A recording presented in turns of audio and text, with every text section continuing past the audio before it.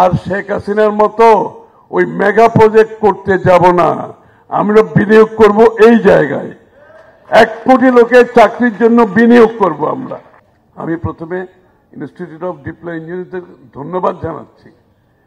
একেবারে বাংলাদেশের যে বিষয়টা এখন আজকে যে সবচেয়ে গুরুত্বপূর্ণ বিষয়, কারণ এই দক্ষ জনশক্তি ব্যতীত, বক্তারা সবাই বলেছেন, আপনাদের ধন্যবাদ জানাচ্ছি যিনি মূল প্রবন্ধটা পাঠ করেছেন, উনি বিস্তারিত অনেক কিছু বলেছেন ওখানে।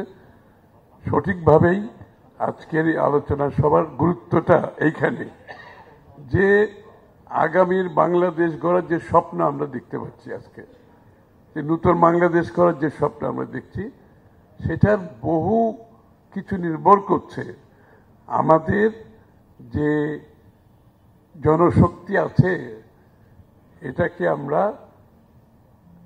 রিসোর্সে পরিণত করতে পারবো কিনা, সম্পদে পরিণত করতে পারবো কিনা। কারণ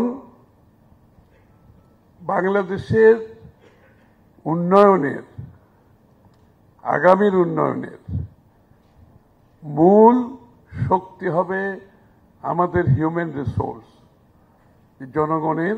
এটাকে আমরা রিসোর্সে, আমরা সম্পদে পরিণত করতে হবে। এই কারণে যে এর বাইরে গিয়ে আপনি যতই বড় বড় আপনি নীতিমালা প্রণয়ন করেন, প্রকল্প প্রণয়ন করেন, এটাকে কিন্তু সফলভাবে বাস্তবায়ন করা সম্ভব হবে না পরিষ্কারভাবে।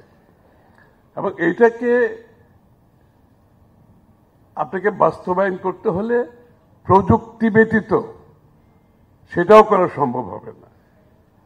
এই জন্য যে প্রযুক্তি নির্ভর, মেধা নির্ভর, এবং তার সাথে আমি যুক্ত করছি আর্টিফিশিয়াল ইন্টেলিজেন্স। প্রযুক্তির সাথে এখন যোগ হয়েছে আর্টিফিশিয়াল ইন্টেলিজেন্স। সুতরাং যে জায়গায় বিশ্ব চলে গেছে এখন, আপনাকে যদি সে জায়গায় পৌঁছতে হয়, আমাদেরকে প্রযুক্তি নির্ভর দেশ গড়ে তুলতে হবে। এবং প্রযুক্তি নির্ভর দেশ গড়ে তুলতে হলে আগামী যে সরকার আসবে, আমার দলের পক্ষ থেকে আমি আপনাদেরকে বলতে চাই পরিষ্কারভাবে, আমাদের 1 কোটি লোকের যে চাকরির কথা আমরা বলছি 18 মাসে, এটা অনেকেই আমাকে, নুরও বলল, এটা একটা অ্যাম্বিশাস প্রোগ্রাম। 18 মাসে 1 কোটি লোকের চাকরি, এটা একটা অ্যাম্বিশাস প্রোগ্রাম, সঠিকভাবে বলেছে। আমি কিন্তু বিএনপির পক্ষ থেকে বলছি, আমার নেতা তারেক রহমান সাহেবের পক্ষ থেকে বলছি, we are ambitious, we are ambitious and we have to be ambitious. বাংলাদেশকে যদি আজকে এখান থেকে তুলে আনতে হয়, আপনাকে অ্যাম্বিশাস নেতৃত্ব দিতে হবে, আপনার উচ্চাকাঙ্ক্ষা থাকতে হবে। যেই জাতির উচ্চাকাঙ্ক্ষা থাকবে না, সেই জাতি নিজেকে গড়ে তুলতে পারে না, ওইখানে পৌঁছতে পারে না। আপনার আকাঙ্ক্ষা থাকতে হবে, উচ্চাকাঙ্ক্ষা থাকতে হবে। এবং আপনারা বলবেন, তাহলে 1 কোটি লোকের চাকরি হবেটা কিভাবে? তা আমরা তো 1 কোটি লোকের চাকরি যে হবে, এটা কোনো পলিটিক্যাল স্টেটমেন্ট করি নেই।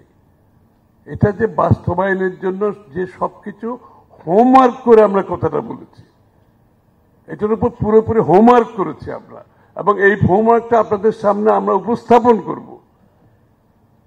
এটার সাথে জড়িত বিশ্বের অনেক এক্সপার্ট জড়িত। আমরা যে 1 কোটি লোকের চাকরির কথা বলেছি, আমরা এইটার উপর গত 6 মাস ধরে কাজ করেছি, এবং কাজ সমাপ্তির দিকে যখন শেষ হবে আমি আপনাদের সামনে তুলে ধরব।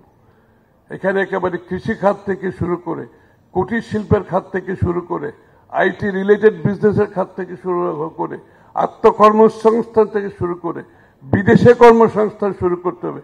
ইন্ডাস্ট্রিয়াল কত হবে, সার্ভিস সেক্টরে কত হবে, কোন সেক্টরে কত হবে, এবং এর জন্য কি কি করতে হবে সেই সিদ্ধান্ত আমরা নিয়েছি।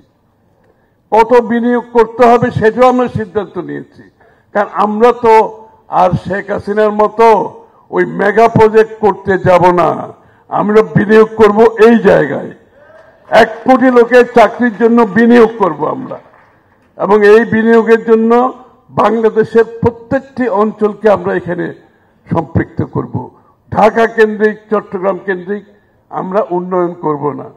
আমাদের উন্নয়ন চলে যাবে গ্রামে গঞ্জে প্রতিটি মানুষের কাছে।